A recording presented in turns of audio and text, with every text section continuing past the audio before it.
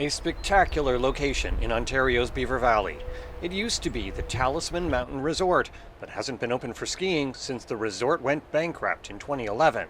Now the new owners of this part of the property want to build nearly 400 townhouse and apartment units right here. It would become the single biggest housing development for miles around. It's not in keeping with why we love the area, why so many of us have chosen to make this our home.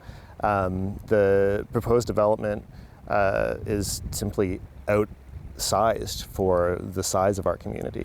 We want this place to be beautiful and we want people to come here, but we don't want to have it become Brampton. We don't want to have it become Blue Mountains. We have something special in the Beaver Valley and we need to protect it.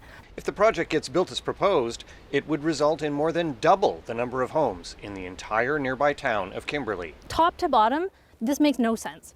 From every way you look at it, the only way it makes sense is that it's going to put some money in some people's pockets and we're going to lose way more than we gain, 100%. The developers declined CBC's request for an interview, but in an email, a company official said its proposal will preserve open space, support the community's infrastructure needs, provide jobs, and contribute to the housing supply in Grey County. Other jurisdictions, provincial government primarily, are pushing housing. And I'm saying not that fast.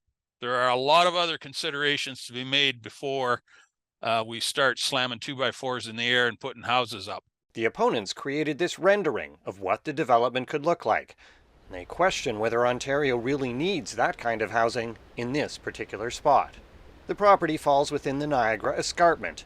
Much of this 700-kilometer-long strip is protected under provincial law, but not the Beaver Valley land. That's because the abandoned ski resort is classed for recreational use, a designation that allows housing. This would be a permanent scar on what is considered the most important part of the Niagara Escarpment. Stephen Griggs leads a group trying to preserve escarpment land throughout this part of Ontario. Our concern is if this development is allowed to proceed, it will make it so much easier for others to follow. More than 6,000 hectares of land across the Niagara Escarpment is also designated as recreation use that in theory could be turned into housing. That's more than double the size of the properties that the Ford government initially removed from the Greenbelt before reversing course.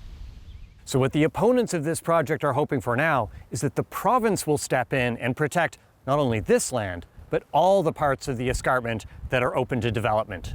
With a stroke of a pen, the cabinet could make a minor change to the Niagara Escarpment plan, which would revert this property and others like it back to what it should have been before it was a operating ski hill. There's no sign that Cabinet is ready to do that just yet. The minister responsible says the project will require a development permit from the Niagara Escarpment Commission and says officials will ensure that planning policies are followed. Both the municipal and county councils also have to approve the project before any housing could be built. The developer says their proposal conforms to all zoning and planning rules. Mike Crawley, CBC News, Kimberley, Ontario.